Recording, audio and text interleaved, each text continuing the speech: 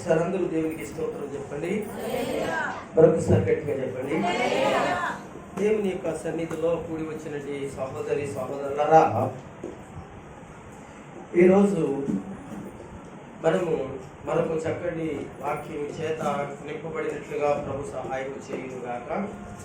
అయితే గత 2 వారాల నుంచి నేను ఏం మాట్లాడిన ఒక విషయాన్ని చెప్పి నేను వాక్యానికి వెళ్తాను. గత వారం కాక అంత ముందు వారము నేను మాట్లాడిన మాట మీ అందరికీ తెలిసిన విషయమే. చెప్పగలరా? ఏం చెప్పాను? దేవుని మహిమ కొరకు వచ్చిన రోగం అనే దాని గురించి మీకు తెలియజెప్పాను. అది ఆ యొక్క వచ్చినట్టు ఆ జబ్బు కానీ ఆ రోగం కానీ దేవుని యొక్క మహిమ కొరకే వచ్చిందే తప్ప అతడు చేసింది కాదని మనం తెలుసుకున్నాం. రెండో రోజు ప్రకృతి సంబంధమైన మరణకరమైన రోగం. అంటే ప్రకృతిగా, అంటే ఈ లోక సంబంధంగా ప్రకృతిలో సహజంగా వచ్చేటువంటి జబ్బులు రోగాలు కూడా ఉంటాయి. వాటి వల్ల కూడా మనము స్వస్థత ఆరోగ్యాన్ని పొందుకోగలుగుతాం దేవుని ద్వారా అని చెప్పేసి మనము కొన్ని విషయాలు చదువుకున్నాం. ఈరోజు దేవునిపై తిరుగుబాటు చేయటం వలన వచ్చేటట్టు రోగం గురించి మనం మాట్లాడుతున్నాం. మీ అందరికీ ఒకసారి వినండి. ఈరోజు దేవుని మీద తిరుగుబాటు చేస్తే తర్వాత పరిణామం ఏంటంటే వచ్చేటటువంటి రోగం ఏంటి అని అంటే బైబిల్లో రాయబడదు. దాని గురించి చాలా క్లుప్తంగా నేను ముగిస్తాను. ఎందుకంటే దేవుడు మనం సృష్టించాడు కనుక ఆయనకి మనం ఏం చేయాలి? లోబడాలి. రాత్రి కదా నేను చెప్పాను ఏమని, మనందరం ఎవరికి లోబడాలి? దేవునికి లోబడాలి. ఎందుకు లోబడాలని చెప్పానంటే నీళ్లు ఎవరికి లోబడ్డాయి? దేవునికి లోబడి ఏమైపోయాయి? రుచిగా మారిపోయాయి, సువాసనగా మారిపోయాయి, అనగా రంగుగా మారిపోయాయి. కనుక మనం ఈ సృష్టిలోని ఇవన్నీ మారిపోతుంటుంటే దేవుని కొరకు మనము ఆ దేవుని సన్నిధిలో ఉన్న మనం మారిపోకుండా ఉండడం అనేది న్యాయం కాదని రాత్రి వాక్యంలో నేను మాట్లాడాను. ఓకే, కనుక ఈరోజు నేను చెప్పేది అంటే దేవునిపై తిరుగుబాటు చేయటం వలన వచ్చేటట్టు రోగం. బైబిల్ గ్రంథం నుంచి యెషయా గ్రంథము 1వ అధ్యాయాన్ని తెరవండి తొందరగా. యెషయా గ్రంథము 1వ అధ్యాయము ఒకసారి చూద్దాం అందరూ. ఈశ్వరు వీరు ఏమండి 1వ అధ్యాయం తెరిచి 5వ వచనాన్ని చదవండి. అందరూ జాగ్రత్తగా మీరు వినండి. నిత్యము తిరుగుబాటు చేయొచ్చు, మీరు ఎలా ఇకను కొట్టబడుదురు. ప్రతివాడు నడినెత్తి వ్యాధి కలిగి ఉన్నాడు, ప్రతి వాని యొక్క గుండె బలహీనమాయను. ఏమండి, అరికాలు మొదలుకొని తల వరకు స్వస్థత కొంచెమైనను లేదు. ఈ ఎక్కడ చూసినను గాయములు, దెబ్బలు, పచ్చిపుండ్లు, అవి పిండబడలేదు, కట్టబడలేదు, తైలముతో మెత్తన చేయబడలేదు. సరిపోతుంది. అలాగే ఏమండి మరొక మాట కూడా చదువుదాం. ఇందులోనే 2వ మాట చదువుదాం. 1వ అధ్యాయము 2వ వచనం. ఇక్కడ దేవుడు మాట్లాడుచున్నాడు. ఆకాశమా ఆలకించుము, భూమి చెవియొగ్గుము. నేను పిల్లలను పెంచి గొప్పవారిగా చేసి తిని వారు నా మీద తిరగబడి ఉన్నారు. దేవునికి స్తోత్రం కలుగును గాక. మీకు అర్థమై ఉంటుంది నేను చెప్పిన అంశము. ఇక్కడ మాట్లాడుతుంటే ఇక్కడ చదువుకున్న వాక్యం మీకు చాలా వరకు అర్థం అవ్వాలి. సరే, అందరూ స్తోత్రం చెప్పండి. ఇక్కడ యెషయా గ్రంథము అనేటువంటి ఈ పుస్తకంలో యెషయా ప్రవచించిన ప్రవచనాలు ఎన్ని ఉన్నాయంటే చాలా ఉన్నాయి. రాజ్యాల గురించి, దేశాల గురించి, అలాగే యేసుక్రీస్తుని గురించి, ఇలాగ ప్రజల గురించి, ఇశ్రాయేలు గురించి, యూదుల గురించి, ఇలాగ ప్రతి ప్రవచనం కూడా ఉంది. ఇవన్నీ కూడా యెషయా ప్రవచించాడు. 66 అధ్యాయాలు ఉంటాయి ఇందులో. ఎన్ని అధ్యాయాలు ఉంటాయి? ఒకసారి చెప్పండి, ఎన్ని అధ్యాయాలు ఉంటాయి? 60. యెషయా గ్రంథంలో ఎన్ని అధ్యాయాలు ఉంటాయి? గట్టి చెప్పండి. యెషయా గ్రంథంలో ఎన్ని అధ్యాయాలు ఉంటాయి? 66 అధ్యాయాలు ఉంటాయి. బైబిల్లో ఎన్ని పుస్తకాలు ఉంటాయి? ఓకే, మీకు అర్థమైందా? ఇక్కడే ఉన్నారు మీరు. అంటే బైబిల్ అంతటిలో కూడా ఆదికాండం మొదలుకొని ప్రకటన గ్రంథం వరకు అనగా ఎన్ని పుస్తకాలు? 66 పుస్తకాలు. అలాగే యెషయా గ్రంథంలో 66 అధ్యాయాలు ఉంటాయి. ఈ 66 అధ్యాయాలలో ఉన్నటి సంగతులు దేవుని బిడ్డలారా గొప్ప ప్రవచనాత్మకమైన విషయాలు. అయితే ఈ ఈ ప్రవచనాలన్నీ కూడా ఉజ్జియా, యోతాము, అహాజు, హిజ్కియా అనేటువంటి రాజుల కాలంలో చెప్పబడినటి ప్రవచనాలు. ఆ రాజుల కాలంలో ఆ రాజులు చేసినటువంటి పనులు, ఆ రాజుల యొక్క కాలంలో ఆ ప్రజలు పరిస్థితులు, వాళ్ళు ఎలాగున్నారు, దేవుని మీద ఎలాగున్నారు, దేవుని భక్తిలో ఎలాగున్నారు, విశ్వాసంలో ఎలాగున్నారు, అక్కడ కరువులు ఎలాగొచ్చాయి, పరిస్థితులు ఎలాగొచ్చాయి, ఇవన్నీ కూడా ఉన్నాయి. గమనించండి. ఇక్కడ ఉజ్జియా అనేటువంటి, యోతాము అనేటువంటి, అహాజు అనేటువంటి, హిజ్కియా అనేటి ఈ యొక్క రాజుల కాలాలలో ఇక్కడ ఎవరున్నారు అని మనకు అర్థమవుతుంది. ఆ యెషయా అనేటువంటి ఒక దైవజనుడు ఆ ప్రజలకు, ఆ రాజులకు దేవోక్తులను లేక దేవుని వాక్యమును ప్రవచించిన వాడిగా, చెప్పిన వాడిగా ఉన్నాడు. అయితే దేవుని యొక్క ప్రియమైన దేవుని పిల్లలారా, ఇక్కడ మనము చదువుకున్నటి మాటను మనం గమనించినట్లయితే మన అంశము ప్రకారంగా దేవుని మీద తిరుగుబడినట్టు అనగా ప్రజలు ఎవరంటే ఆనాడు ఇశ్రాయేలీలు అనేటువంటి వారు, మరొకరు ఎవరంటే యూదా ప్రజలైన వారు అనేటువంటి వారు మనకు కనబడతారు. అయితే ఇప్పుడు ఇక్కడ యెషయా ఎవరి గురించి ప్రవచిస్తున్నాడంటే యూదాలో ఉన్నటి ప్రజలకును, యూదాలో ఉన్నటి రాజులకు ఏం చేస్తారంటే, నాయకులకు, ప్రధానులకు ఏం చేస్తారంటే ప్రవచనాలు చెప్పడం జరిగింది. ఇక్కడ వీళ్ళు ఏం చేస్తారట అని ప్రారంభంలో చూస్తే, ప్రారంభం ఎత్తుకోవడంలో అధ్యాయంలో మీరు గమనించండి. ప్రారంభంలో ఎత్తుకోవడంలోనే ఏమని ఉందంటే తెలిసేటండి, యెహోవా మాట్లాడుచున్నాడు అని ప్రారంభించేసాడండి. ప్రారంభించానంటే ఏమంటున్నాడంటే, వీళ్ళని పిలిచి మాట్లాడట్లేదు. ఆకాశమా ఆలకించు, భూమి చెవియొగ్గుము. ఏమంటున్నాడంటే, నేను పిల్లలను పెంచి గొప్పవారిగా చేసి తిని వారు నా మీద తిరుగుబడి ఉన్నారు. దేవునికి స్తోత్రం కలుగును గాక.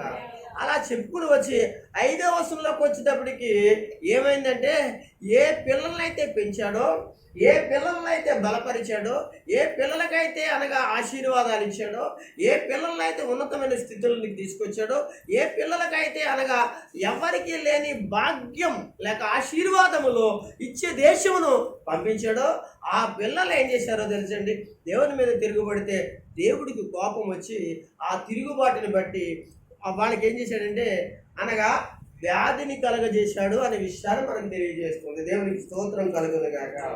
అది 5వ వచనం మనం చూస్తాం. అలాగే చెప్పండి. ఎవరిని గమనించండి. ఎవరైనా తన పిల్లలకు ఆన్ చేసుకుంటారా? ఎవరైనా తన పిల్లలకు ఆన్ చేసుకుంటారా? ఆన్ చేసుకోరు. కానీ ఆ పిల్లలే అనగా హానికరంగా ఉంటే అనగా తల్లిదండ్రులకి ఏమనిపిస్తుందో ఒకసారి ఆలోచించండి. ఆ పిల్లలే సమాజానికి, ఆ పిల్లలే కుటుంబానికి, ఆ పిల్లలే అనగా దేశానికి, ఆ పిల్లలే అనగా దేవునికి అనగా చాలా ఘోరంగా ప్రవర్తిస్తుంటే, నడుస్తుంటే అనగా ఏ తండ్రికైనా ఏ తల్లికైనా ఏమనిపిస్తుంది చెప్పండి? సాధ్యమైనంత వరకు ఒక మాట మాట్లాడతారు. అసలు నాకు పుట్టకపోతే భలేగుండురా బాబు అన్న టైప్లో మాట్లాడతారు. అది ఆడపిల్లల గురించి అయినా మగ పిల్లల గురించి అయినా మాట్లాడతారు. సరే అండి, అది పైకి మాట్లాడుతున్నప్పుడు లోపల మాత్రం చాలా భయంకరమైనటువంటి మనసు వాళ్ళకు ఉంటుంది. ఎందుకు ఇలాంటి వాడిని ఉంచడం కూడా అనవసరం అన్న టైప్లో అనిపిస్తూ ఉంటుంది. సరే కానీ అయితే ఇక్కడ దేవుడు కూడా ఏం చేశాడంటే, తను ఎంతో గారాభంగా, ఎంతో ఆనందకరంగా పెంచిన తన పిల్లలు ఏం చేశారంటే దేవుని మీద తిరుగుబాటు చేశారంటే. ఆ తిరుగుబాటు ఎటువంటిదంటే దేవుని పిల్లలారా, రాజుల గ్రంథాల్లో చదివితే ఏమంటే రాజుల చరిత్రలో మనకి వెళితే అక్కడ వాళ్ళు చేసిన తిరుగుబాట్లు ఎటువంటి తిరుగుబాట్లు అంటే నాకు ఏ దేవుడు అక్కర్లేదు అన్నట్లుగా అయిపోయారండి. మీకు అర్థమవుతుందండి. దేవుడు నాకు అక్కర్లేదు అన్నట్లుగా అయిపోయిందండి. కనుక దేవుడు వారికి ఇచ్చినట్టు దేశములను, ఆ పంటలను చూసి, ఆ ఆస్తులను చూసి, ఆ బంగళాలు చూసి, లేకపోతే అక్కడ ఉండే సౌభాగ్యాన్ని చూసి వాళ్ళు ఏమనుకున్నాడు, ఇది మా కష్టార్జితం, మేము ఇలాగ ఇంతటి వారమయ్యాము కనుక అనుకుంటూ వాళ్ళు బ్రతుకుతూ దేవుని ధర్మశాస్త్రాన్ని విడిచిపెట్టారట, దేవునిని విడిచిపెట్టారంట, దేవుని మందిరాన్ని విడిచిపెట్టారంట, దేవుని యొక్క కార్యక్రమాలను కూడా విడిచిపెట్టారని చెప్పేసి మనం ఆ రాజుల గ్రంథాలలో మనం చదివితే, ఆ రాజుల చరిత్రలతో పాటు మనం చదివితే అక్కడ అనగా దేవుని ప్రజల యొక్క ఎంత భ్రష్టత్వమైన మనుషులుగా మారిపోయారో మనకి బాగా అర్థమవుతుంది. దేవునికి స్తోత్రం చెప్పండి. అయితే ఆ పరిస్థితులలో ఉన్నంటి ఆ రోజులలో ఈ యొక్క ప్రవచనాలలో కొన్ని ప్రవచనాలు మనకి కనబడుతూ ఉంటాయి. వెనుక మనం చదువుకున్నట్లయితే దేవునితో మరి సంబంధించిన దేవునితో ఐక్యవలసిన ప్రజలు దేవునికి దూరం అయిపోయినప్పుడు దేవుని యొక్క అంగలార్పు చూడండి, దేవుని యొక్క బాధ చూడండి, దేవుని యొక్క నిష్ఠూర్పు చూడండి. దేవుని పిల్లారా ఇక్కడ మనకు కనపడుతుంది. ఏమంటున్నాడంటే ఎవరికి చెప్పుకోవాలో తెలియక అంటున్నాడు, ఆకాశమా ఆలకించు అంటున్నాడు, భూమి చెవియొగ్గుము. మీరు అనుకుంటున్నారు ఆకాశం ఆలకించడానికి వాటికి చెవులు ఉన్నాయంటారా? చెప్పండి. భూమి చెవియొగ్గు అని అన్నాడు కనుక వాటికి చెవులు ఉన్నాయంటారా? సృష్టిలో ప్రతిదాని వినికిడి శక్తి ఉంది. దేవునికి స్తోత్రం. అర్థమైందండి. మొన్న కొన్ని సంవత్సరాల కిందటే సైంటిస్టులు కనిపెట్టారు, మనం కాళ్ళలోకి, సముద్రంలోకి, నదిలోకి, చెరువులోకి వెళ్తాం కదా, వెళ్ళినప్పుడు నీటిలో దిగుతాం కదా అన్నమాట. దిగినప్పుడు డైలీ దిగేవాళ్ళు ఉంటారు కదా, డైలీ దిగేవాళ్ళు అంటండి నీళ్ళు అంటండి వీళ్ళు ఎప్పుడు వచ్చేవాళ్ళు అనేటువంటి పసికడతాయంటండి.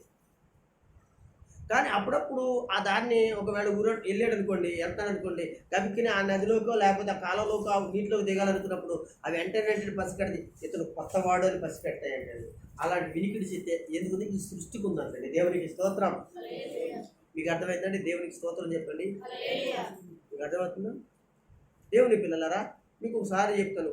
దేవుని పిల్లలారా అంటే రాయికి ఎన్నేటువంటి శక్తి దేవుడు ఇచ్చాడు. అలాగని చెప్పేసి రాయి అనగా వింటారు కదా అని చెప్పేసి దానికి కుంకాలు పెట్టి, ఆయనకు కొబ్బరికాయలు కొట్టి, అరటిబొళ్ళు పెట్టి, అగత్తలు పెట్టి దాని చుట్టూ తిరిగి దండం పెట్టకండి, తప్పు. దానికి ఏ దేవుడు యేసయ్య అయితే వినికిడి శక్తి ఎవరిచ్చాడు? దానికి ఎవరిచ్చాడు? దేవుడు ఇచ్చాడు కదా. కనుక అది దేవుడు ఎలాగయ్యాడు? మీరు అనగా పాయింట్ అవుట్ చేయండి. అదే మీకు కనుక అది వింటుంది కదా, ఆ చెట్టు వింటుంది కదా, ఆ పుట్టు వింటుంది కదా, ఆ నది వింటుంది కదా, లేకపోతే అది వింటుంది కదా, ఇది వింటుంది కదా, అన్నీ వింటాయి. కరెక్టే. దేవునికి స్తోత్రం కలుగును కాక. వింటాయే కదా. అంటే ఆ వినడానికి శక్తి ఎవరిచ్చారు అనేది మనం మొదటిగా గ్రహించాలి. ఈరోజు అది గ్రహించగా ఏం చేస్తాడంటే దాని దగ్గరికి దండం పెడతాడు, దాని దగ్గరికి వెళ్ళి నమస్కరిస్తాడు, దానికి వెళ్ళి ఆరాధిస్తాడు. కనుక దానికి వినే శక్తి, దానికి కనుక గ్రహించే శక్తి, అది మనమని అనే విషయాన్ని దానికి తెలిసే శక్తి ఎవరిచ్చారు అనేది కావాలి కదా. ఆ శక్తి ఎవరిచ్చారంటే మనం నమ్మిన యేసయ్య ఆ శక్తిని ఇచ్చాడని మనకు తెలుసు కనుక. అయితే దేవుని బిడ్డలారా మరి కొంతమందికి ఈ లోకంలో చాలా మందికి అది తెలియదు. అది వింటాదనే సంగతి మాత్రమే తెలుసు. దేవునికి స్తోత్రం. దానికి దయచేసి వాక్యం చెప్తుంది, ఆకాశం ఆలకించుము, భూమి చెవియొగ్గుము అన్నాడు. అంటే ఆకాశం ఆలకించుము, భూమి చెవియొగ్గుము అని ప్రవక్త మాట్లాడుతున్నాడు. దేవుడు మాట్లాడుతున్నాడు.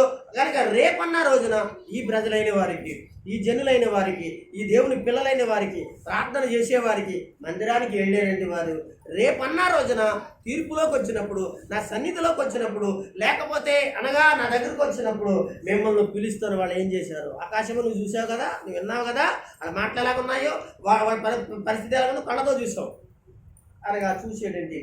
కనుక అనగా నువ్వు విన్నావు. కనుక రేపొద్దున రోజున మిమ్మల్ని ఏం చేస్తానంటే పిలుస్తాను. వాళ్ళు చేసిన ఘోరమైన నా మీద తిరిగిపడిన పరిస్థితులను నేనేం చేస్తానంటే భూమిని పిలుస్తాను, ఆకాశాన్ని పిలుస్తాను. దేవునికి స్తోత్రం, హల్లెలూయా అని చెప్తూ ఉన్నాడు. అయితే ఇలా చెప్పుకుంటూ వెళితే తన బాధ అంతా కూడా తెలియజేస్తూ ఇక్కడ చాలా సంగతులు చెప్తాడు. అవి కూడా మనం చదువుకుంటా ముందుకు వెళ్ళి కొన్ని విషయాలు చెప్తాం. ఏమన్నాడు 3వ వచనంలో, ఎద్దు తన కామందును ఎరుగును, గాడిద తన సొంత వాని యొక్క దుడ్డి తెలుసుకును. ఇక్కడ పశువుల గురించి మాట్లాడుతున్నాడు. ఏమండి పశువుల కంటే దారుణం అయిపోయారంటే ఎవరు అన్నాను అనుకోండి, మీలో ఎవరైనా మీరు పశువుల కంటే దారుణంగా ఉన్నారంటే 2 రోజులు వస్తారంటారా? రావడం మనిషి పక్కన పాటలు గారు ఎలా అన్నారని చెప్తారు కదా. దేవుడు అంటున్నాడు కదా, ఇక్కడ దేవుడు మాట్లాడుతున్నాడు, ఎద్దు తాను కామందుని ఎరుగును. అంటే కామంది అంటే ఎవరంటే తన యజమాని ఏమండి ఎరుగును.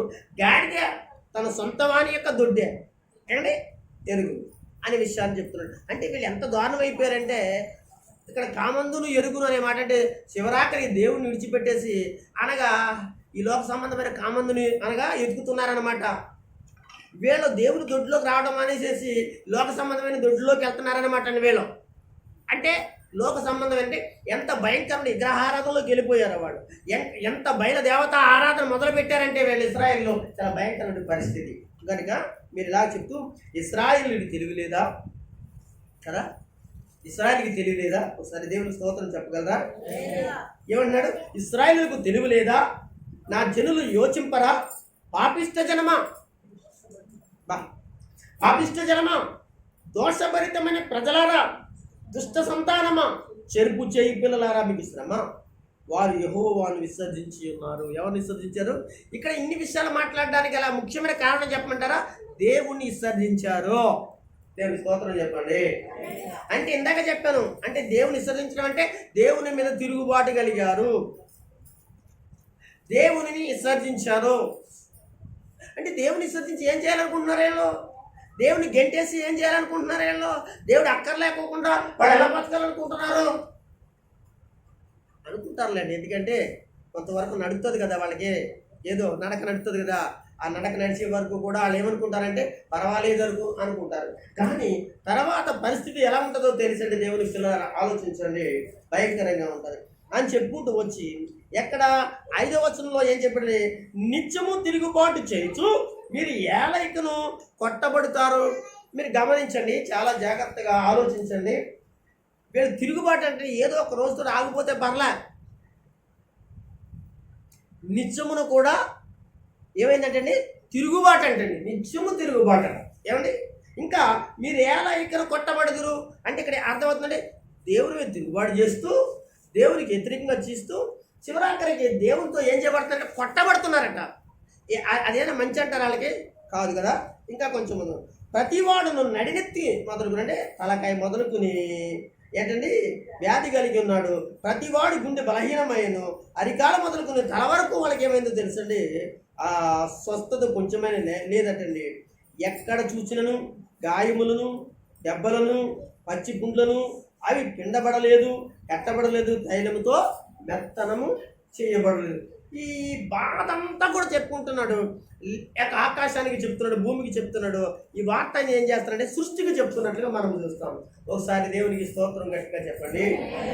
దేవుని పిల్లలారా, ఇప్పుడు దేవుని మీద తిరుగుబాటు చేస్తే ఎలాంటి పరిస్థితులు వస్తాయో ఈ యెషయా గ్రంథంలో అక్కడక్కడ అనేక వాక్యాలు ఉన్నాయి. కానీ నేను వెళ్ళకుండా డైరెక్ట్గా ఒక రాజు దగ్గరికి వెళతాను. ఏమండి, ఎవరి దగ్గరికి వెళ్తారండి? యెషయా బ్రతికున్న కాలంలో, యెషయా జీవించిన కాలంలో, యెషయా ప్రవచనము చెప్పిన కాలంలో ఉన్న ఒక రాజు దగ్గరికి వెళ్తాను. ఆ రాజు పేరే ఉజ్జియా. ఏం పేరండి? ఉజ్జియా అనే రాజు దగ్గరికి వెళ్దాం. ఆ రాజు గురించి మనం కొన్ని విషయాలు తెలుసుకుందాం. అంటే ఆ రాజు దేవుని మీద ఎలా తిరగబడ్డాడో, అంటే ఫస్ట్లో తిరగబడలేదండి సార్, అందరూ చూడండి, ఫస్ట్లో తిరగబడలే. విధేయతంగా ఉన్నాడు, మంచిగా ఉన్నాడు, నడిచాడు, చక్కగా ఉన్నాడు, ఆశ్చర్యించబడ్డాడు, స్థితిలోకి వచ్చాడు, పరిస్థితి బాగుంది. కనుక ఏమైందంటే ఇదంతా చూసుకుని ఏంటంటే దేవుని మీద తిరుగుబాటు కలిగింది. అప్పుడు ఎలాంటి పరిస్థితులు ఎదుర్కోవాల్సి వచ్చిందో చిన్నపాటిగా మనం నేర్చుకుందాం రండి. ఎక్కడికి? రాజులు అనగా దినవృత్తాంతాల గ్రంథంలోకి వచ్చేది. దినవృత్తాంతాల గ్రంథంలోకి తొందరగా 26వ అధ్యాయంలోకి వచ్చేయండి. రాజుల గ్రంథంలో కూడా ఉంటాడండి. ఎవరండి? ఎవరో ఈ ఉజ్జియా అనేటువంటి వాడు రాజుల గ్రంథంలో కూడా ఉంటారు. ఒకసారి రండి, కొన్ని విషయాలు మనం మాట్లాడుకోవడానికి ఇష్టపడదాం. 5వ వచనం చదవండి ఒకసారి. దినవృత్తాంతాలు 2వ గ్రంథము దినవృత్తాంతాలు 2వ గ్రంథము 26వ అధ్యాయము 5వ వచనం. దేవుని ప్రత్యక్షత. అందరూ తీసుకున్నారమ్మా? దినవృత్తాంతాలు పాత నిబంధన గ్రంథంలో దినవృత్తాంతాలు 2వ గ్రంథము 26వ అధ్యాయము 5వ వచనం చదువుతాం. దేవుని ప్రత్యక్షత విషయమందు తెలివి కలిగిన జకర్యా దినములలో దేవునిని ఆశ్రయించెను. అతడు యెహోవాని ఆశ్రయించినంత కాలము దేవుడు అతన్ని వద్దల చేశాడు. ఒకసారి మీరు గమనించండి, 5వ వచనములో 3 సార్లు ఒక ప్రస్తావన చేశాడు. ఒకసారి అందరూ కూడా ఒకసారి గమనించండి. మీరు గమనించండి, 5వ వచనంలో 3 సార్లు ఒక ప్రస్తావన 3 సార్లు చేశాడు. అదేంటంటే నేను చదువుతున్నాను, మీరు గమనించండి. దేవుని యొక్క ప్రత్యక్షత విషయమందు తెలివి కలిగిన జకర్యా దినములో అతడు, అండర్లైన్ చేసుకోండి, అతడు దేవుని ఆశ్రయించి వింటారా? అతడు దేవుని ఆశ్రయించి అతడు యెహోవాను ఆశ్రయించినంత కాలము. రెండవది, అతడు యెహోవాని ఆశ్రయించగలము. అదొకటి. రెండవది ఏమండి, దేవుడు అతన్ని వర్ధిల్లా చేయను అని మరి అతడు అనే మాట 3 సార్లు కనబడే. ఎవరు అతడు? ఒకసారి అందరూ గట్టిగా స్తోత్రం చెప్పండి. ఎవరు అతడు? అది ఇప్పుడు మనం నేర్చుకోబోతున్నాము. అతడే ఎవరంటే ఉజ్జియా. ఎవరండి అతను? ఉజ్జా కాదండి, ఉజ్జా కూడా ఉన్నాడు బైబిల్లో. ఉజ్జా వేరు, ఉజ్జియా వేరు. మీకు అర్థమండి? ఉజ్జా వేరు, ఉజ్జియా వేరు. ఓకే, మంచిది. దేవుని స్తోత్రం చెప్పండి. హల్లెలూయా. అయితే ఇతడు దేవుని ప్రత్యక్షత విషయంలో తెలివి కలిగిన జకర్యా అనే మాట కనబడుతుంది. జకర్యా అనే మాట కనబడుతుంది. ఇతడు తెలివి కలిగిన అనగా ఒక వ్యక్తి. ఎవరతను? జకర్యా. ఉజ్జియా కాదండి. జకర్యా అనేవాడు ఒక ప్రవక్త. జకర్యా అనేవాడు ఒక దైవజనుడు. జకర్యా అనేవాడు దేవుని యొక్క వార్తను అందించేవాడు. దేవుని ప్రత్యక్షత విషయమందు అంటే దేవుని ప్రత్యక్షత అంటే దేవుడు ఏదైతే బయలుపరుస్తున్నాడో, దేవుడు ఏదైతే చెప్తున్నాడో, దేవుడు ఏదైతే మాట్లాడుతున్నాడో ఆ ప్రజలతో, ఆ రాజుతోటి అనగా మాట్లాడుతున్నాడో ఆ వ్యక్తి తెలివి కలిగిన వాడటండి. దేవుడు ప్రత్యక్ష అవటమే కాకుండా, భక్తిపరుడే కాకుండా, ప్రార్థనాపరుడు కాకుండా తెలివి కలిగిన వాడటండి. తెలివి కలిగిన వాడని చెప్పి ఇక్కడ చెప్తున్నట్టు విషయాన్ని మనం గమనించగలుగుతున్నాం. దినములలో ఇప్పుడు ఈ రాజుగారు ఏం చేయబడ్డాడంటండి? దేవుణ్ణి ఆశ్రయించాడట. యెహోవాని ఆశ్రయించాడంటండి. దేవుని చేత వర్ధిల్లాడటండి. అవును, నిజం కదా? అవును. ఇక్కడ ఒక దైవజనుడుతో ఉన్న రాజు, మీరు గమనించాలండి. దైవజనుడితో ఉన్న ఒక రాజు వర్ధిల్లినట్లుగా, దేవుని ఆశ్రయించినట్లుగా, దేవుని వెంబడించినట్లుగా చూసుకోవాలి. అంటే మీకు ఏమర్థం అవ్వాలి ఇక్కడ అంటే, ఒక దైవజనుడు వెంబడించినట్లయితే, దైవజనుడితో సావాసం చేసినట్లయితే, దైవజనుడితో అనగా ప్రతిదీ కూడా సంప్రదించినట్లయితే అతడు వర్ధిల్లుతాడు. ఈ రాజు అండి, ఉజ్జియా అనే రాజు అండి, ఎప్పుడూ కూడా ఎవరితో సంప్రదించేవాడు అని అంటే అనగా అతడు ప్రారంభ దినాల్లో, మీరు గమనించాలి, అతడు ప్రారంభ దినాల్లో, లాస్ట్ దినాలు ఎలాగున్నాయో మీకు చెప్తా. అతడు ప్రారంభ దినాల్లో అతడు తన వయసు ఎంత అంటే చదువుకుందాం. 26వ అధ్యాయం 1వ వచనం చదువు. అతడు యూదా జనులందరూ 16 సంవత్సరాల వయసులో అంటండి ఈ ఉజ్జియాని తీసుకుని తన తండ్రి పేరు అమజ్య, అతనికి బదులుగా ఏం చేశారు? ఒకసారి దేవునికి స్తోత్రం గట్టిగా చెప్పండి. ఇతడు ఎవరు? ఉజ్జియాని ఎంత వయసులో 16 సంవత్సరాల్లో ఎక్కడ కూర్చోబెట్టారంటే 16 సంవత్సరాల్లో అనగా సింహాసనం మీద కూర్చోబెడితే 16 సంవత్సరాల్లో అతనికి ఏం తెలుసండి? రాజకీయం, పరిపాలన ఎలా చేయాలి, ప్రజలతో ఎలా మాట్లాడతాడు, అనగా పక్క వాళ్ళతో ఎలా మాట్లాడతాడు. ఇప్పుడు అనగా ఇక్కడ ఉన్నారండి 16 సంవత్సరాలు 18 సంవత్సరాల పిల్లలు ఇక్కడే ఉన్నారు. వాళ్ళకి ఇంట్లో పెత్తనాలు అది తీస్తే వాళ్ళకి ఏం తెలుస్తుందో చెప్పండి. మరి ఇంట్లో పెత్తనాలు తెలియనప్పుడు ఒక రాజ్యాన్ని ఏలడానికి, ఒక రాష్ట్రాన్ని ఏలడానికి, ఒక సింహాసనం మీద అనగా ప్రజలు ఏలడానికి ఎంత బుద్ధి కావాలి, ఎంత జ్ఞానం కావాలి, ఎంత ఆలోచన కావాలి, ఏమండి ఎంత వయసు కావాలి ఆలోచన చేయండి. కానీ ఇతని వయసు ఎంత? 16 సంవత్సరాలు. అయితే ఈ 16 సంవత్సరాల వయసులో అతడు సింహాసనం మీద కూర్చున్నాడు. కానీ తన వెనకాల ఎవరున్నారో తెలుసండి? దైవ సేవకులు ఉన్నారు. దేవునికి స్తోత్రం. మీకు అర్థమవుతుందండి? మీరు గమనించండి, బైబిల్లో కొంతమంది రాజులు వెనకాల, రాజు సింహాసనం మీద కూర్చున్నారే కానీ రాజుల వెనకాల దైవ సేవకులు ఉండి దేశాన్ని పరిపాలన చేశారు. మీకు అర్థమైనా? అందుకే ఆ దేశాలు ఆశీర్వాదకరంగా ఉండడానికి గల కారణం,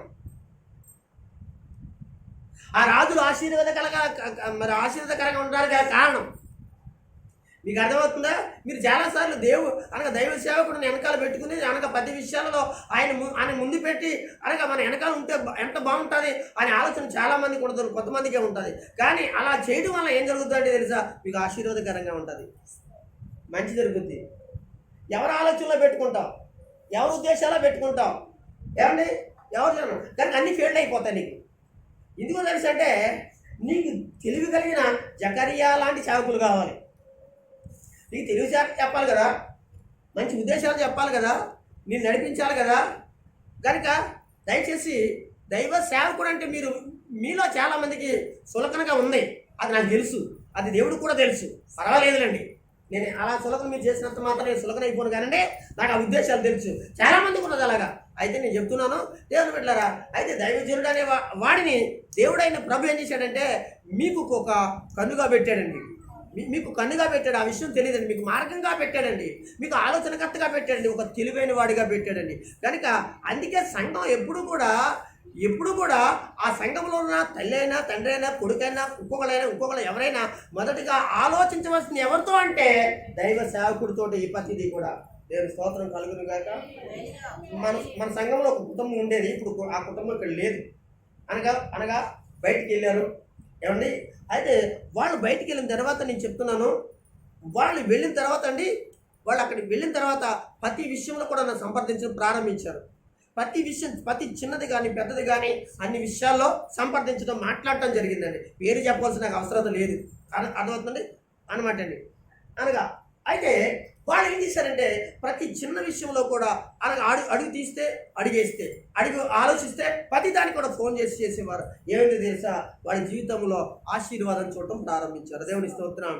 గల కారణం కనుక వాళ్ళకి చెప్పే విధంగా వాళ్ళదే కష్టం, వాళ్ళదే సంపాదన. కానీ దేవుని పిల్లరా, అది ఎలా చేసుకోవాలి, ఎలా ఉంచుకోవాలి, ఎలా చేసుకోవాలి, చెందుకోవాలో కనుక వాళ్ళ యొక్క ఉద్దేశాలు, వాళ్ళు ప్రారంభించేది, వాళ్ళు చేసేది, వాళ్ళకి చెందిన అంతా కూడా దైవజనుడి దగ్గరికి వస్తూ ఉండేది. దేవునికి స్తోత్రం కలుగును గాక. మీకు ఏమర్థమవుతుందంటే ఇప్పుడు మనం ఏది ప్రారంభించినా, ఏది తలంపు పెట్టినా అది కనీసం నోట్ల నుంచి బయటికి రాపోయినా మనసులోకి వచ్చినా కానీ ఎవరికి తెలియకపోయినా దైవజనుడికి తెలియాలి. అది తెలియకుండా ఉంటే అది ఫెయిల్డ్ అవుతుంది, మీకు ఫెయిల్డ్ అవుతుంది. మీరు అనుకుంటున్నారు కదా, ఫెయిల్డ్ అవుతుంది. ఒకవేళ అయినట్టు మీకు కనిపించవచ్చేమో, అవ్వచ్చేమో, కానీ అది ఫెయిల్డ్ అవుతుంది. దేవుని స్తోత్రం. హల్లెలూయా. ఎందుకో తెలుసా? మీకు దేవుని బిడ్డలారా, దేవుడు ఉన్నాడు, మీ వెనకాల దైవజనుడు ఉన్నాడు. దేవునికి స్తోత్రం చెప్పండి. కనుక ఇక్కడ మనం చూస్తున్న విషయాలు మనం గమనించినట్లే ఇంత చిన్న వయసులో, ఇంత చిన్న ప్రాయంలో అతడు సింహాసనాన్ని కూర్చున్నాడు. 16 వయసులో ఉన్నాడు. అయితే తన వెనకాల ఉన్నాడు యాజకులు ఉన్నారండి.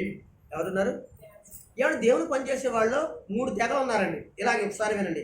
దేవుని మందిరములో ఆనాడు ఇశ్రాయేలులో దేవుని పని చేసే వాళ్ళలో దేవుని మందిరంలో 3 తెగలు ఉన్నారండి. ఒకళ్ళు ప్రధాన యాజకులు. ఎవరు చెప్పండి? ప్రధాన యాజకులు. 2 యాజకులు. 3 లేవీయులు. వీళ్ళు ముగ్గురు కలిపి దేవుని మందిరములో దేవుని పరిచారకులుగా ఉన్నారు.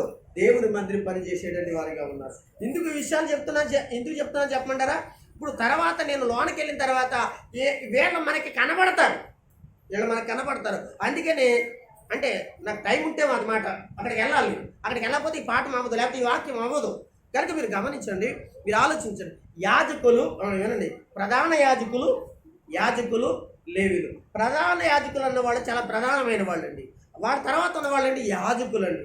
వాళ్ళ తర్వాత ఉన్న వాళ్ళ లేవీయులండి. వీళ్ళ ముగ్గురు ఎవరంటే దేవుని మందిరం కొరకై అనగా రాత్రులు పగలు కష్టపడి అనగా అక్కడ చేసే కార్యక్రమాల ప్రతి పరిచర్యలో నిమగ్నమై దేవుని కొరకు అనగా సంపూర్ణంగా బ్రతికే వాళ్ళండి ఈ 3 తెగల వాళ్ళు.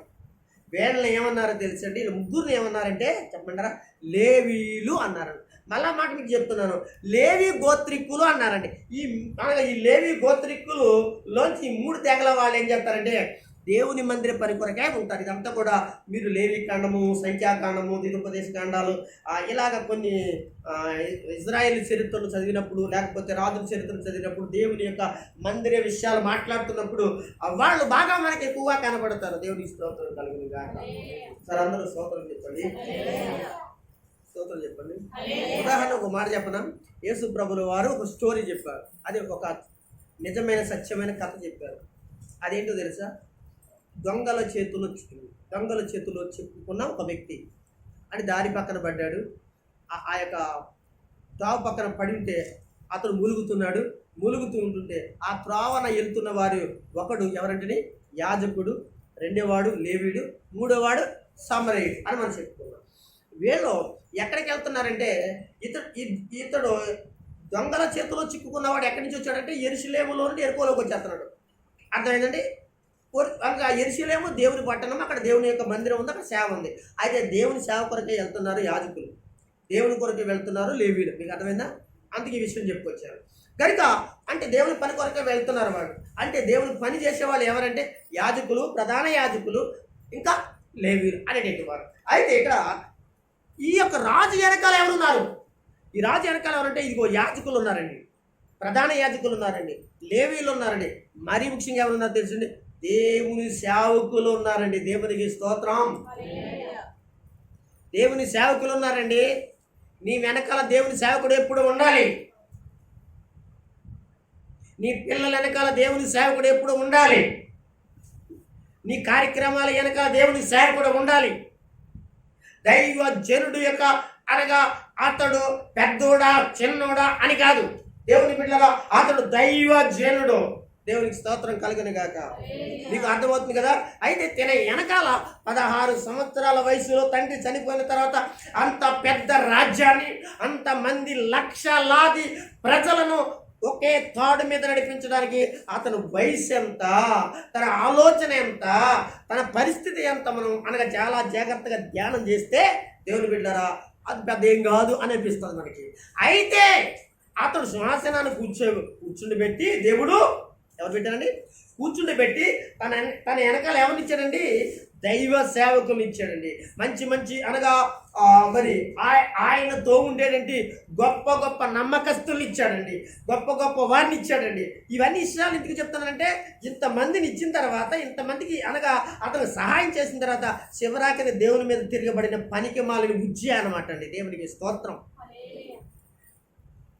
ఏమైందో తెలుసా? ఒక పెద్ద రోగమే వచ్చింది అతనికి. అదే మనం కదా చెప్పుకుంటున్నాం, దేవుని మీద తిరగబడటం వల్ల వచ్చేటండి రోగం ఏంటో మనం చూసుకుంటాం. అంటే రోగాలు అనేవి దేవుని మీద తిరగబడినప్పుడు కూడా వస్తాయి.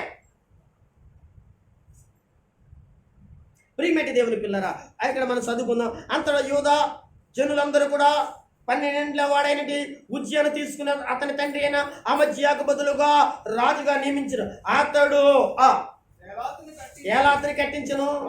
రాజు తన తండ్రిని అతని పితరులతో కూడా నిద్రించిన తర్వాత అది యూదా వారి తిరిగి వచ్చినట్లుగా. ఇక్కడ ఏలాతు అనేది ఒకటి ఉంది, అది ఒక పట్టణం. అంతకు ముందు ఒకరి చేతిలో గెలిపింది, అది యూదా పట్టణంలో, యూదా దేశంలోదండి. వేరొకరికి దోషేసుకున్నారు. అప్పుడు తన తండ్రి చనిపోయిన తర్వాత ఇతను ఏం చేశాడంటే దేవుడి మహాకృపను బట్టి అది తన చేతిలోకి తెచ్చుకున్నాడు. ఆ పట్టణాన్ని కట్టి చాలా వైభవం చేశాడు. ఆ పట్టణాన్ని గురించి చెప్పుకుంటూ వచ్చాడు. అది ఇది మనకి ఇప్పుడు అంత అవసరం కాదు కనుక ముందుకు వెళ్ళిపోదాం. ఏమండి? ఉజ్జియా ఏలినారంభించినప్పుడు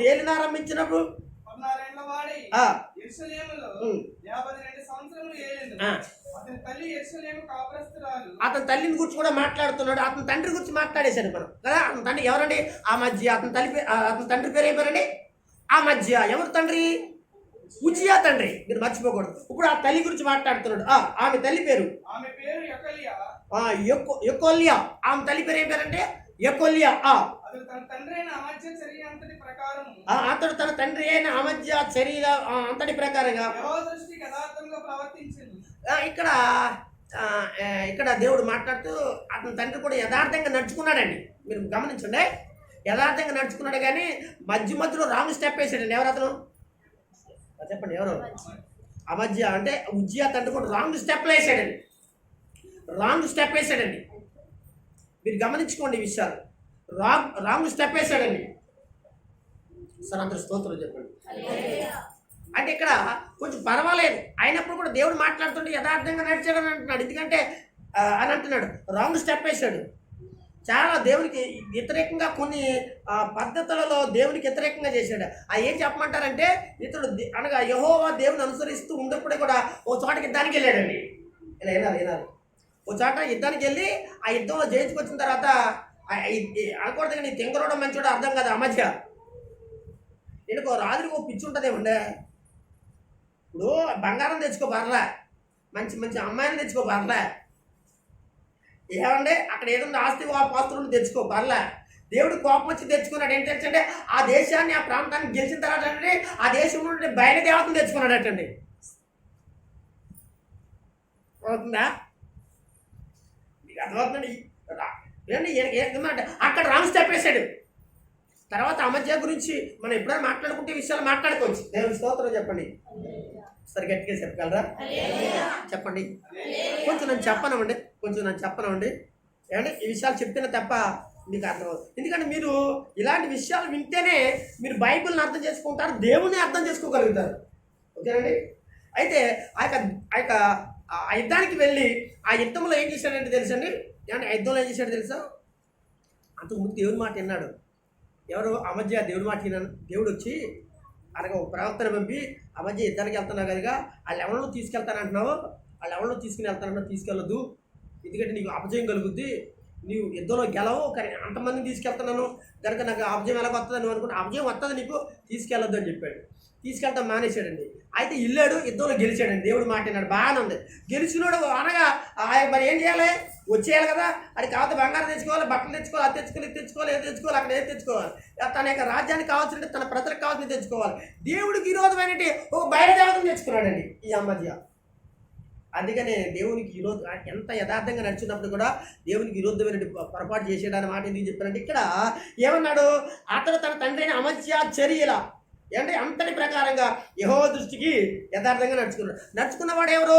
ఉజ్జియా నడుచుకున్నాడు. అంటే యథార్థంగా నడుచుకున్నాడు అంటే ఎవరిలాగా నడుచుకున్నాడు? తన తండ్రి లేక నడుచుకున్నాడు. మంచిదే, తండ్రి లేక కొంతవరకు నడుచుకున్నాడు, అనగా తన తండ్రి మంచిగా నడుచుకున్నాడు. కానీ అతడు బయలుదేవతను తెచ్చుకుని అనగా ఏం చేసుకున్నాడు అంటే దేవుని దృష్టిలో చాలా భయంకరమైన యుద్ధంలో ఆటలో చనిపోవడం జరిగింది. ఓకే, ముందుకు వెళ్ళిపోదాం. ఇప్పుడు సింహాసనం మీద ఉన్నాడు ఎవరైనా? ఒకసారి అందరూ స్తోత్రం చెప్పండి. ఇప్పుడు తన వెనకాల ఎవరున్నారు అంటే అనగా ప్రవక్తలు ఉన్నారు, తెలివి కలిగిన దైవజనులు ఉన్నారు, దైవ సేవకులు ఉన్నారు, అనగా దేవుని ఆలోచన చెప్పేటువంటి వాళ్ళు ఉన్నారు, అనగా తూచి ఏంటి ఆచి అన్నట్లుగా అడుగున ప్రతి అడుగున అనగా రాజ్యాన్ని ఎలా బలపరుచుకోవాలో చిన్నప్పటి నుంచి కూడా జ్ఞానాన్ని నూరు పోసిన దైవ సేవకులు ఉన్నారండి. దేవునికి స్తోత్రం కలుగును గాక. మీకు అర్థమవుతుందండి? జ్ఞానాన్ని నూరు పోసారు, రాజకీయాన్ని నూరు పోసారు. అది ఏ రాజకీయం? బురద రాజకీయం కాదండి, దేవుని రాజకీయం. దేవుని యొక్క సంగతులు నేర్పించారు వాళ్ళు. అలాగ పరిపాలనలో దేవుని ఉద్దేశాలలో ఎలాగ బ్రతికితే ఎలా ఉంటే ప్రజలని ప్రేమిస్తారో, నీ సింహాసనం ఎలా వర్ధిల్లుతుంది, నీ పిల్లలు వర్ధిల్లుతారో, నీ జీవితంలో అనగా రాజ్యాన్ని ఎన్ని సంవత్సరాలైనా తూచా తప్పుకోకుండా ఏలగలిగిన కృప ఆ దేవుడు ఇస్తాడండి. దేవుడు వాక్కులు ధర్మశాస్త్రాలు నేర్పించిన మహానుభావులు తన చుట్టూ ఉండడం వలన ఏం చేశాడండి?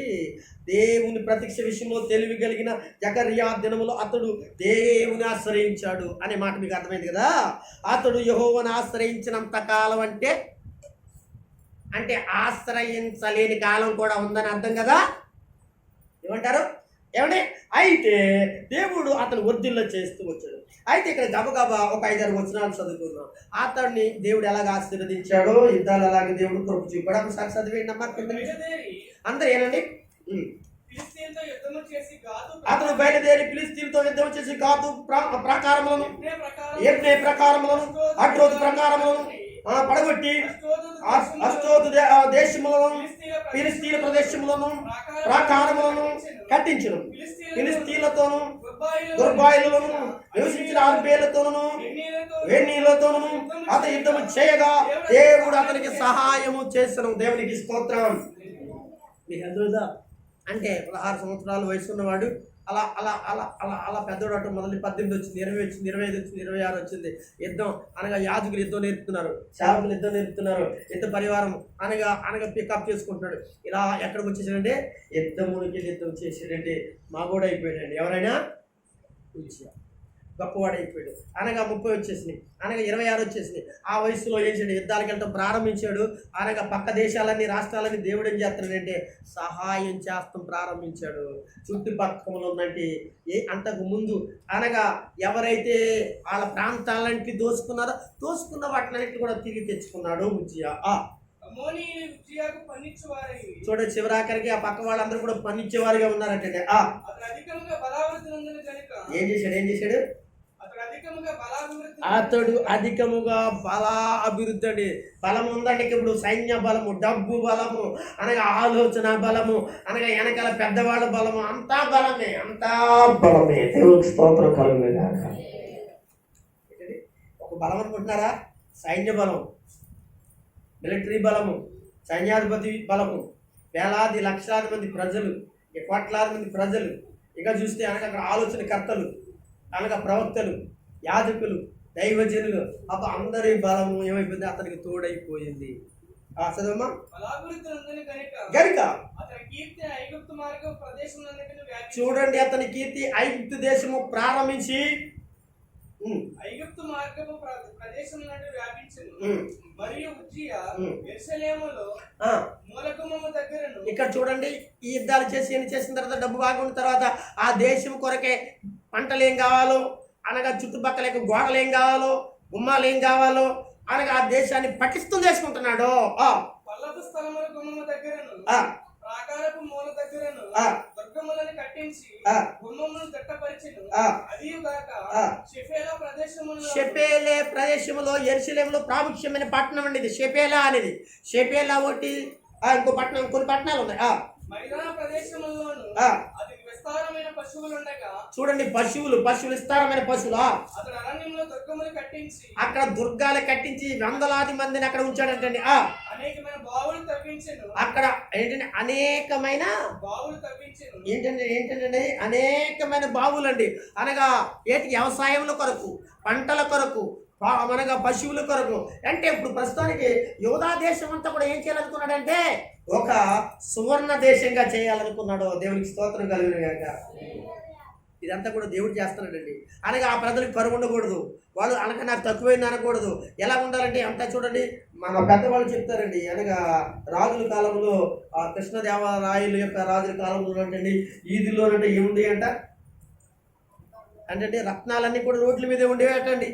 బంగారాల పెద్ద విలువ ఉండేది కాదంటండి, రత్నాలకి విలువ ఉండేది కాదంటే. ఇందుకు విలువ ఉండేది కాదు అంటే ప్రజలలో కరువు లేదు, అలా కావాల్సిన పరిస్థితులు. ఇప్పుడు చూసారా, ఇప్పుడు అన్నీ పెరిగిపోయాయి, అన్ని ఇబ్బంది కలిగి ఉన్నాయి. గల కారణం ఏంటి? దేవుని పిల్లరా, పరిపాలన విషయంలో దేవుని పిల్లరా మనం ఆలోచన చేయాలి. అలాంటి మంచి పరిపాలన ఎవరికంటే దేవుని యొక్క బిడ్డలారా ఉజ్జియా పరిపాలన. వ్యవసాయముందు అతడు ఆపేక్ష గలవాడు కనుక పర్వతములలోను కర్మేలులోను అతని వ్యవసాయకులను ద్రాక్ష తోట పనివారును కలిగి ఉన్నది. అంటే విస్తారమైన వ్యవసాయం అండి. ఇక భోజనం లోటు ఉండకూడదు, పశువులకు లోటు ఉండకూడదు, ప్రజలకు లోటు ఉండకూడదు. మా దేశంలో నుంచి అనగా చుట్టుపక్కల దేశాల వాళ్ళు అవసరమైతే పట్టుకెళ్ళి అనగా మాకు డబ్బిచ్చి అనగా పట్టుకెళ్ళాడంటే అవకాశాలు కల్పించాలని విస్తారమైన పంటలను, విస్తారమైన కృపలను అనగా దేవుని దగ్గర పొందుకున్నవాడు ఎవరంటే ఉజ్జియా. స్తోత్రం చేస్తుంది ఉజ్జియా. అందరూ దేవుని స్తోత్రం చెప్పండి, చెప్పండి. ఉజ్జియా అంటే అర్థం ఏంటండి? ఉజ్జియా అంటే అర్థం ఏంటి?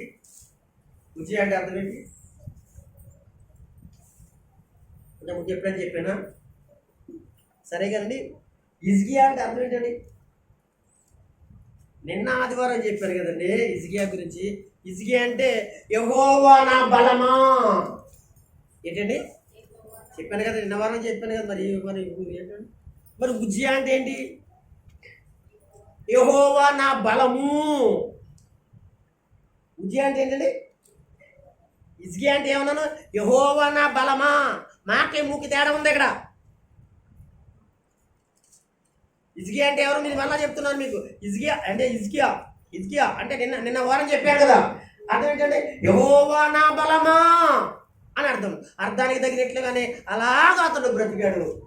తర్వాత నెక్స్ట్ ఉజ్జియా, ఇక్కడ ఉజ్జియా కనపడదు. ఉజ్జియా అంటే అర్థం ఏంటి తెలుసా? యెహోవా నా బలము అనబడము. అర్థమవుతుందండి? ఓకే, రాసుకోండి. అయితే తర్వాత అతను ఇంకేమేం చేశాడు అని అంటే తన దేశంలో మిలిటరీ కొరకు, సైన్యం కొరకు, ప్రజల కొరకు, ఆ యొక్క దేశం మీద యుద్ధానికి వచ్చేటువంటి వారి కొరకు, ఆ పరిస్థితుల కొరకు, తన దేశం కాపుదల కొరకు దేవుని యొక్క సన్నిధిలో ఆ తెలివైన వారి వెనకాల ఉన్నారు కనుక, యాజకులు అన్నారు కనుక, సేవకులు ఉన్నారు కనుక, ప్రజలు ఉన్నారు కనుక, తన వెనకాల సైన్యాధిపతులు ఉన్నారు కనుక, తనకి చుట్టూ ఉన్నట్టు వారు బట్టి అతడు అభివృద్ధిలోకి వచ్చాడు కనుక, వదిలేడు కనుక తన యొక్క సైన్యాన్ని ఇంకా డెవలప్ చేసుకుని, ఇంకా ఏం చేసుకుని విస్తరింప చేసుకోవాలని చెప్పేసి అతడు తన దేశంలో యెరూషలేములో అతడు ఇంకా కొన్ని ఉన్నతమైన పనులు ప్రారంభించాడు. వాటిని కూడా చదివేసుకున్నాం తొందరగా. చదివేంటి 11 నుంచి. యుద్ధములకు ఉజ్జియాకు సైన్యము కలిగి ఉండెను.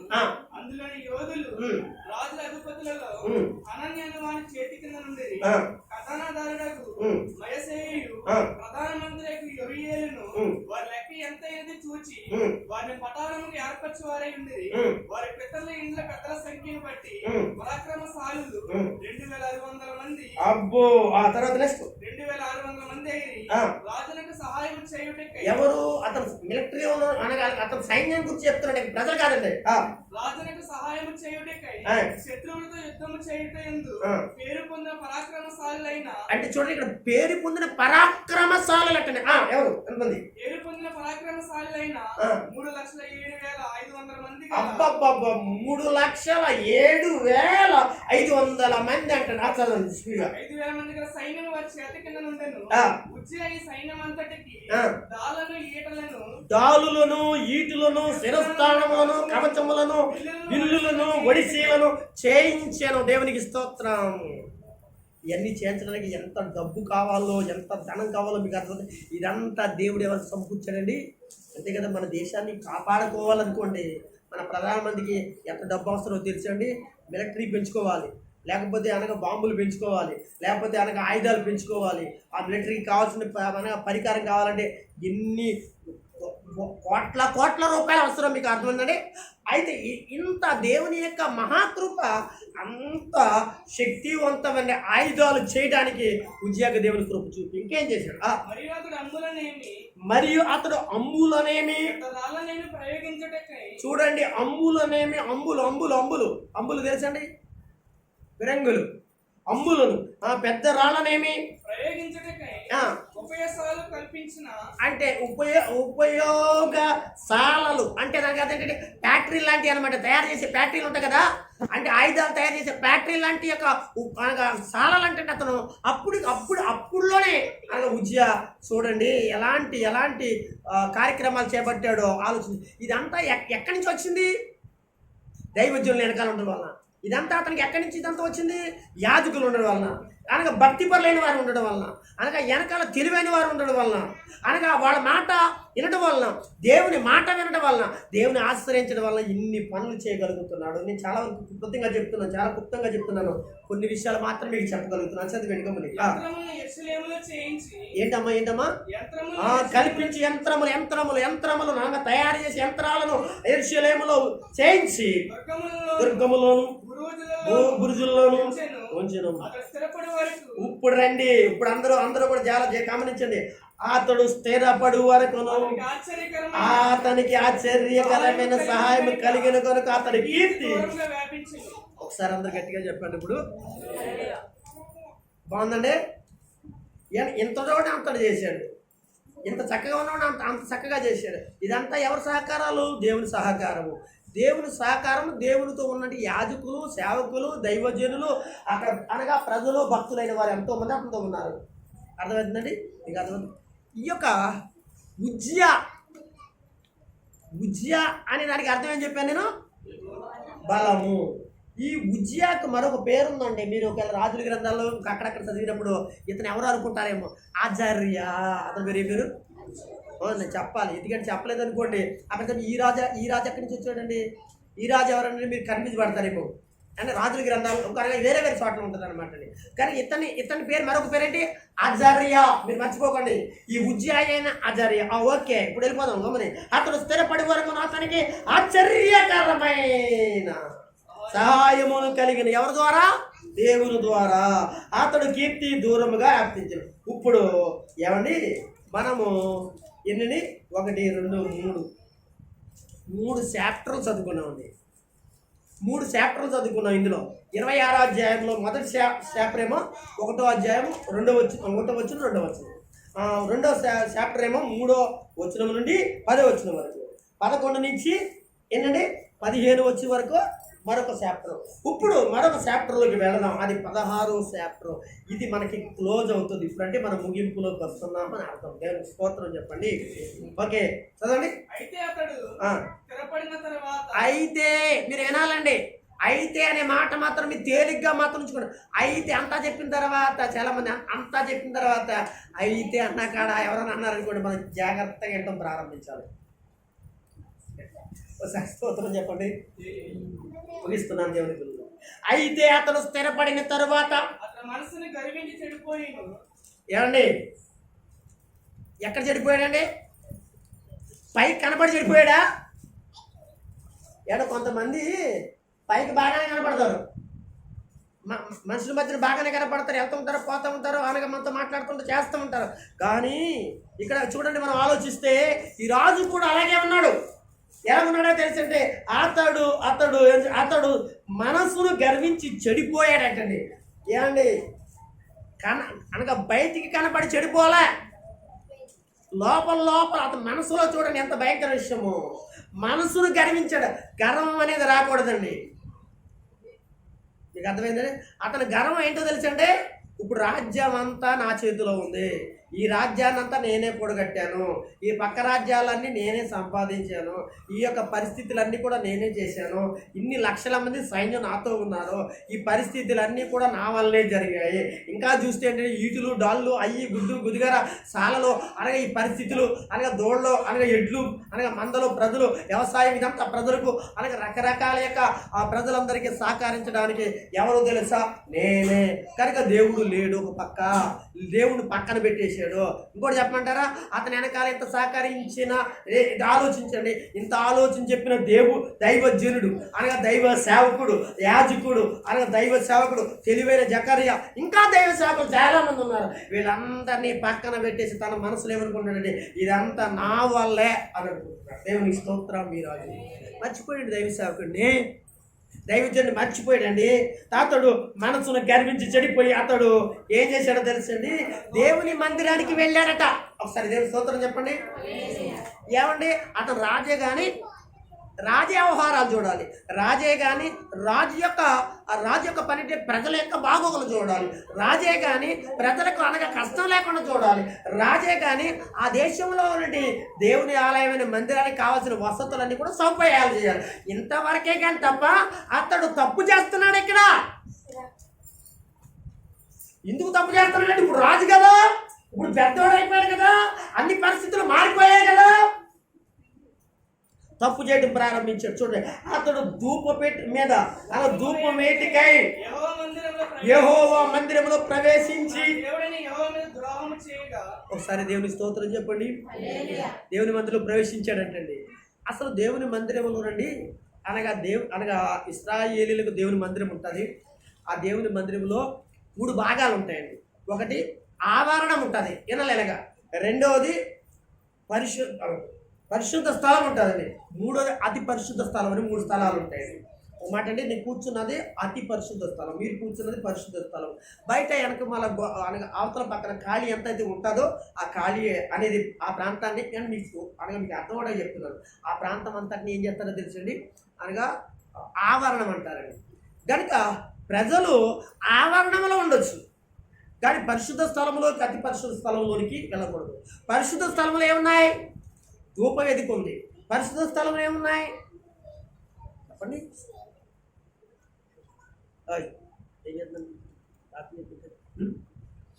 పరిశుద్ధ స్థలంలో అంటే ఆవరణంలో ఏమున్నాయంటే అక్కడి నుంచి వస్తాను నేను. సరే, ఆవరణం బలిపీఠం ఉంది, ఆవరణంలో అనగా గంగాళం ఉంది, ఏమండి అక్కడి నుంచి అనగా గుమ్మలోకి వచ్చి రాగానే దేవుని మందిరం ఉంటుంది.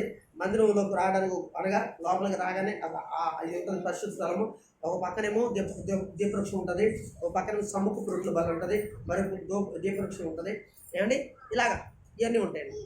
దోపు ఎదుర్కొంటుంది, ఇవన్నీ ఉంటాయి. ఇక పరిశుద్ధ స్థలంలో ఏముంటాయంటే ఆ మందసం ఉంటుంది. ఆ మందసంలోనేమో ఆరోను సిగిరించినట్టు అనగా కర్రలు ఉంటాయి, మన్నగల పాత్రలు ఉంటాయి.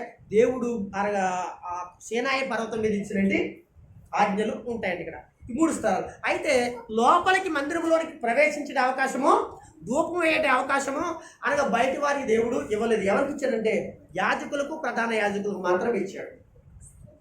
ఇప్పుడు ఈ రాజుగారు ఏం చేస్తాడో తెలుసా?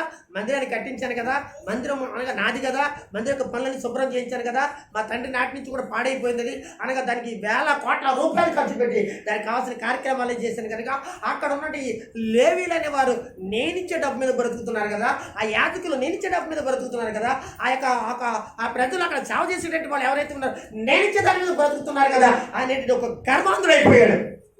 జాగ్రత్త దేవుని పిల్లలారా, ఒకవేళ ఆ రాజే కానీ, ఒకవేళ ఆ యాజకులకి, ఆ ప్రధాన యాజకులకి, లేవీలకు ఒకవేళ ఇవ్వకపోతే దేవుడు ఇంకొక ద్వారం తెరిచి ఆ యాజకులను పోషించే దేవుడు, ఆ దేవుడు నిజ దేవుడు మన ప్రభు అయిన యేసు క్రీస్తు. ఒకసారి అందరూ స్తోత్రం చెప్పండి. అర్థమైందండి మీకు? అది వాళ్ళకి. ఇప్పుడు మీకు కూడా ఆలోచించండి, ఆ ఎలా పోషించబడతాడు, ఎలా బ్రతుకుతాడు అని ఆలోచనలు అనగా నా ద్వారానే అనేటువంటి విషయాలు. ఆ రోజున ఆ ఉజ్జియా అనేటువంటి రాజుకి ఏమైందంటే గర్వించాడు మనసులో. వాళ్ళు నా మాట ఏనరా, ఆ దైవ సేవకులు నా మాట ఏనరా, ఆ యాజకులు నా మాట ఏనరా, అది కూర్చోమంటే కూర్చోవాలి, నించోమంటే నించోవాలి. ఎందుకో తెలుసా? ఈ రాజ్యం నాది, ఈ దేవాలయము, ఈ యొక్క పరిస్థితులన్నీ నాయే, ఇవన్నీ నా చేతిలోనే ఉన్నాయి కనుక ముయ్యమంటే ముయ్యాలి, తెరవమంటే తెరవాలి, వెళ్ళమంటే వెళ్ళాలి. నేను వెళ్తానంటే నన్ను ఆఫ్ చేయడానికి ఏళ్ళెవరో అనేటువంటి గర్వంతుడై పరిస్థితి మార్చుకున్నాడండి. ఎవరండి? ఒకప్పుడు దేవుని సన్నిధిలో పెరిగిన వాడండి, ఒకసారి దేవుని సేవకులు అనగా సావాసంలో పెరిగిన వాడండి, అనగా దేవుని కొరకు అనగా ఆ మంచి ఆ ఉద్దేశాలు ఒక రోజున ఉన్నవాడండి, మంచి ఆలోచనలు ఒక రోజున ఉన్నవాడండి. ఏమైపోయాడండి? చెడిపోయాడండి. సరేగానండి. ఇప్పుడు అతడు పీఠం మీద ధూపం వేటకై యెహోవా మందిరం ప్రవేశించుటకు తన దేవుడని యెహోవా మీద ఏం చేయాలనుకున్నాడండి? ఎవరి మీద చేస్తారు మీరు ద్రోహం? సేవకుడి మీద అనుకుంటాడు. సేవకుడి మీద తిరుగుబాటు, సేవకుడిని అనడం అనుకుంటారు. కాదండి. ఒకవేళ సేవకుడిని అన్నా, సేవకుడి మీద తిరుగుబడినా, సేవకుడిని ఏదైనా అన్నా, సేవకుడు ఎందుకు పట్టించుకుంటా తెలుసా? నన్ను కాదు కదా దేవుడు అనే మాట మీద సేవకుడు ఉన్నాడు. మీకు అర్థం అవట్లేదు. కనుక మీరు ఎవరి మీద తిరుగుబాటు, ఎవరి మీద పరిస్థితులు, ఎవరి మీద సెటేరీలో, ఎవరి మీద అనగా ఏమంటే ఇబ్బందికరమైన విషయాలు దేవుని మీద అనే విషయాన్ని మీకు జ్ఞాపకం చేస్తూ ఉన్నాను. కనుక ద్రోహము చేయగా యాజకుడైన అజర్యా, ఎవరండి? యాజకుడైన అజర్యా. మీరు గమనించండి, అజర్యా ఏమండి? యాజకుడైన అజర్యా అంటే మీరు ఎవరు తెలుసండి? ఇక్కడ మనం 5వ వచనంలో చదువుకున్నాం కదా ఏమండి? జకర్యా దినములు అనగానే వాళ్ళతో కలిసి ఉన్న వాడిలో ఒకరైన యాజకుడు అనమాట. ఇతను ప్రవక్త. ఎవరు? జకర్యా ప్రవక్త. ఇతడు యాజకుడు అన్నమాట. ఏమంటున్నాడు ఇక్కడ? యాజకుడు అజర్యా అతనితో కూడా ధైర్యవంతులైన యెహోవా యాజకులు 80 మంది అతని ఎంబడి లోనికి వెళ్ళిపోయి, రాజుగారితో కూడా లోనికి వెళ్ళిపోయి ఏం చేశారు? వారు రాజైన ఉజ్జియాను ఎదిరించి, ఉజ్జియాతో అంటున్నారు కదా, ఉజ్జియాతో రాజుతో మాట్లాడుతున్నారు. యెహోవా ధూపం వేయుట ప్రతిష్ఠింపబడిన ఇదిగో ఒక సంతతి వారున్నారు తప్ప నీ పని కాదు రాజా. నువ్వు దయచేసి అసలు దేవుని మందిరం లోపలికి రావటమే తప్పు, పొరపాటు. కనుక అంతటి కాకుండా ధూపవేది పట్టుకుంటావా? ధూపాన్ని ఏర్టానికి వస్తావు. దేవుని మందిరంలోకి రావటమే అనగా దేవుని సన్నిధిలోకి రావటమే నువ్వు చాలా అపవిత్రమైన వాడు. రాజు అయితే అయ్యావు కనుక నువ్వు అనగా యాజకులైన వారు, యాజకుల సంతానం అనేది ఆరోను సంతానం ఉంది. వాళ్ళు మాత్రమే ఈ మందిరంలో దేవుని యొక్క పరిచర్య కొరకై ప్రతిష్ఠించబడిన వారు కనుక దయచేసి అంటూ మాట్లాడటం ప్రారంభించారండి. ఇది నీ పని కాదయ్యా, నీ పని చాలా ఉంది బయట. ఏంటంటే నీ పని చాలా కొంతమంది సంఘంలో కూడా చాలా పని ఉంటుండగా ఏం చేస్తారంటే పాస్టర్ గారి పనిని పాస్టర్ గారి వెనకాల ఉన్న పనిని ఏం చేస్తారంటే తడుతూ ఉంటారండి. ఇది మరి ఏం పని వాళ్ళకున్న అలా వాళ్ళు చేయవలసిన పని బాధ్యతలు పరిస్థితులు అన్నీ ఉంటాయి సంఘాలలో. ఇక్కడ మనకు కాదులేండి, బాగానే ఉన్నాయండి కొన్ని సంఘాలు, కొన్ని వాళ్ళు ఉంటారు. ఏం చేస్తారంటే ఆ పాస్టర్ గారు కూర్చుని కుర్చీ ఇంకా ఆ బలిపీఠం ఇంకా దాని ఇంకా అనగా అనే విషయాలు చూస్తారు. వాళ్ళకి అప్పగించాడు దేవుడు ఒక సంఘంలో. అవన్నీ చేసుకోవాల్సి చెందవలసిన పరిస్థితులు ఎన్నో ఉంటాయి. వాళ్ళ పనిని మర్చిపోతారండి, వాళ్ళ యొక్క పరిస్థితులన్నీ విడిచిపెట్టేస్తారండి. ఏం చూస్తారో ఇవన్నీ చూస్తూ ఉంటారు. దయచేసి అలా చేయకూడదు. దేవుని యొక్క వాక్యం మాట్లాడేది ఏంటి తెలుసా అంటున్నాడండి ఇక్కడ యాజకులు. అనగా వాళ్ళందరూ కూడా దుమ్మిగా వెళ్ళారు. యాజకులందరూ కూడా 80 మంది ప్రధాన యాజకులు లేవీలు చాలా మంది దుమ్మిగా వెళ్ళారు. అయ్యా రాజా, నువ్వు తప్పు చేస్తున్నావు, ఇది నీ గంట కాదయ్యా, ఇది మంచి కాదయ్యా, నీ పరిస్థితులకి అనగా నీకు మంచి తెచ్చి పెట్టదయ్యా, నువ్వు చెడ్డ తెచ్చుకుంటావు, దేవుని ఉగ్రత నీ మీదకి వస్తుందయ్యా, నువ్వు దేవుని విషయంలో జోక్ చేసుకుంటున్నావు, మా విషయంలో కాదు. కనుక మమ్మల్ని గెంటేస్తే మేము ఇంకో దుఃఖం చేసుకుంటాం, మాకు లేకపోతే ఇంకో దుఃఖం అనగా బతికేస్తాం, కనుక నీ పరిస్థితి మారిపోద్ది అన్న విషయాలు ఇక్కడ మనకి కనపడుతుంది. దేవుడికి స్తోత్రం. చదువు కదా, ఆరోను సంతతి వారైనా యాజకుల పనియే గాని నీ పని కాదు. పరిశుద్ధ స్థలంలో నుండి బయటకు పొమ్ము, నీవు ద్రోహం చేసి ఉన్నావు. దేవుడని యెహోవా సన్నిధిని ఇది నీకు ఘనత కలుగజేయదని చెప్పగా. చూడండి, దేవుని దగ్గర ఇంతవరకు నీకు ఘనత కలిగిందయ్యా. నీ కీర్తి అనగా ఐగుప్తు దేశం మొదలుకుని దేశాల్లో ప్రాప్తి అనగా వ్యాప్తించిందయ్యా. నువ్వు అనగా నీ గురించి మాట్లాడుతున్నప్పుడు కానీ లేక నీ గురించి అనగా తలుస్తున్నప్పుడు కానీ ఎంతో మంచి పేరు కలిగిన వాడవయ్యా నువ్వు. దయచేసి ఇప్పుడు నీకు ఘనత కలగజేయదయా, ఈ విషయంలో నీకు ఘనత కలగజేయదయా, ఈ విషయంలో నీకు మంచి కలగజేయదయా. చాలా ఇబ్బంది పడతావు రాజా. చూసారండి, అప్పటికి ఇంకా మానలేదండి, బలవంతంగా తీసుకున్నాడండి, బలవంతంగా అలా వెళ్ళిపోతున్నాడండి. తీసుకుని చేత పట్టుకుని చూడండి, ఎవరి మీద రౌద్రం అండి, ఎవరి మీద నీ కోపం అండి? దైవజనుడి మీద. చాలా మంది చాలా చర్చిల్లో కూడా పాస్టర్ గారుల మీద అండి విశ్వాసం అయిన వారు ఎంత రౌద్రం చూస్తారో, అబ్బో తెలియకుండా తొక్కేస్తారు. ఏమంటుంది, కాలిన యొక్క పిల్లిలాగా తొక్కేస్తా ఉంటారండి. అనగా ఏంటంటే గుమ్మడికాయ దొంగ అన్నట్టుగా తడివేసుకుంటారండి, గుంజేసుకుంటారండి, ఇబ్బంది పడిపోతూ ఉంటారండి. ఆ దైవజనుడి మీద రకరకాలుగా. ఎవరండి అయినా నువ్వు ఏమనుకుంటున్నా సేవకుడు అంటే పాస్టర్ గారు అంటే యాజకుల మీద కోపము చూపిండు. యెహోవా మందిరంలో ధూపపీఠం ప్రక్క అతడు ఉండగా యాజకులు చూపించిన ఉన్నప్పుడే అతని నొసట కుష్ఠ రోగం పుట్టెను. ప్రధాన యాజకుడైన అతర్యాయును యాజకులందరూ అతని వైపు చూడగా అతడి నొసట కుష్ఠము కలిగి వాడై ఉండెను. గనుక వారు తడువు చేయక అక్కడి నుండి అతను బయటికి వెళ్ళగొట్టిరి. యెహోవా తన్ను మొత్తునని ఎరిగి బయటికి వెళ్ళకు యెహోవా అతని మొత్తునని లేకపోతే అతనిని అనగా అలా శపించినని ఎరిగి బయటికి వెళ్ళుటకు తాను త్వరపడెను. రాజైన ఉజ్జియా తన మరణ దినం వరకు కుష్ఠరోగి ఉండెను. కుష్ఠరోగి యెహోవా మందిరంలోనికి పోకుండా ప్రత్యేకమబడిన గనుక అది ప్రత్యేకముగా ఒక ఇంటిని నివసించుండెను. అతని కుమారుడైన యోతాము రాజు ఇంటి వారికి అధిపతి అయి దేశపు జిల్లకు న్యాయమూర్తి తీర్చుచుండెను. ఉజ్జియా చేసిన ఇతర కార్యములను గూర్చి ఆమోజు కుమారుడను ప్రవక్తయునైన యెషయా రాసెను. ఉజ్జియా తన పితరులతో కూడా నిద్రించెను. అతడు కుష్ఠరోగి అని రాజు సంబంధమైన శ్మశాన భూమి అతని పితరుల దగ్గర అతని పాతి పెట్టింది. అతని కుమారుడైన యోతాము అతనికి బదులుగా రాజా అయింది. ఒకసారి అందరూ స్తోత్రం చెప్పండి. ఈ రాజు ప్రారంభం ఎంతో విజయంగా ఉందో చెప్పమంటారా? ఇక వేరే వేరే గ్రంథాల్లో చాలా విజయంగా ఉన్నది, ఆశ్చర్యకరంగా ఉన్నది. ముగింపులో ఏమైతుందో తెలుసా? చాలా భయంకరంగా. ఎందుకు తెలుసా అంటే దేవుని మీద తిరుగుబాటు. ఏంటండి, దేవుని మీద ఏం చేసుకున్నాడు? ప్రారంభ దినాల్లో దేవుడు అంత ఎంత చేశాడో తెలుసండి.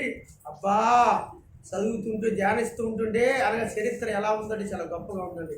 శివరాకరి అంత గొప్పవాడి చేస్తే అతను గొప్పవాడి చేసిన దేవుణ్ణి మర్చిపోయి తనకి సలహా ఇచ్చిన దైవజనుని అనగా సేవకులు యాజకులు కొంచనాడి దేవుని మందిరంలో ప్రవేశించి దేవునికి అనగా చేయవలసిన యాజకత్వాన్ని చేసేటంటే వారి మీద రౌద్రము చూపి కోపము చూపి వాళ్ళని ఏం చేశాడో తెలుసంటే అనగా లెక్క లేకోకుండా ఎన్నో మాట్లాడినాడు.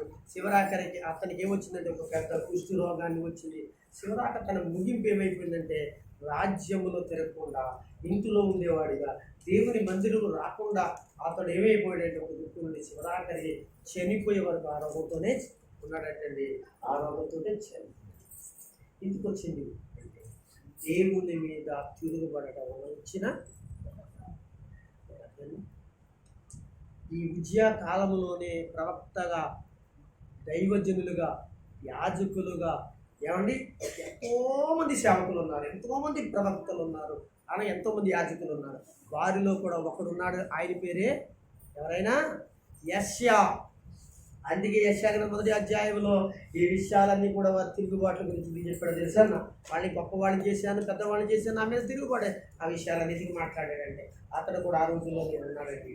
దేవుని ప్రియమైన వాళ్ళ దయచేసి మనం జాగ్రత్తగా ప్రభు కొరకు బ్రతకడానికి మన వంతు దేవుని సన్నిధిలో ఏం చేద్దామంటే మనకిచ్చిన వాటిని, దేవుడు మనకి కలిగించిన దాన్ని విడిచిపెట్టుకోకుండా దాన్ని మనం ఇంకా వృద్ధి చేసుకోవడానికి మన పని మనం చేస్తూ, దేవుని పని చేస్తూ, అలాగనే దేవుని సన్నిధిలో మనకు అప్పగించిన ప్రతి దానిని మన వంతు మనం జాగ్రత్తగా చేసుకుంటూ యాజకులకు, సేవకులకు, సంఘానికి మరి ముఖ్యంగా దేవుని సహకారాలు పొందుతూ ప్రభు సేవలో కొనసాగించబడదాం.